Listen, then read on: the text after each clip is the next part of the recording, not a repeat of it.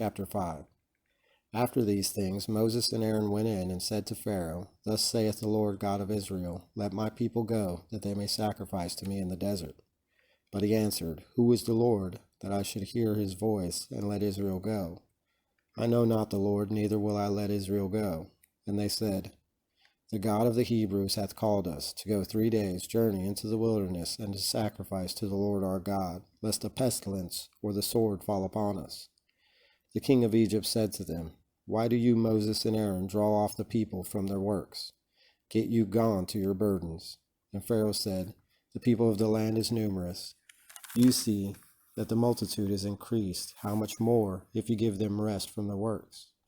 Therefore he commanded the same day the overseers of the works and the taskmasters of the people, saying, You shall give straw no more to the people to make brick, as before, but let them go and gather straw.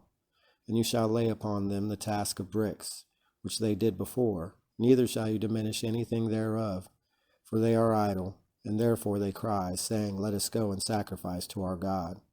Let them be oppressed with works, and let them fulfill them, that they may not regard lying words. And the overseers of the works and the taskmasters went out and said to the people, Thus saith Pharaoh, I allow you no straw. Go and gather it where you can find it, neither shall anything of your work be diminished. And the people was scattered through all the land of Egypt to gather straw. And the overseers of the works pressed them, saying, Fulfill your work every day as before you were wont to do, when straw was given you. And they that were over the works of the children of Israel were scourged by Pharaoh's taskmasters, saying, Why have you not made up the task of bricks both yesterday and today as before? And the officers of the children of Israel came and cried out to Pharaoh, saying, Why dealest thou so with thy servants?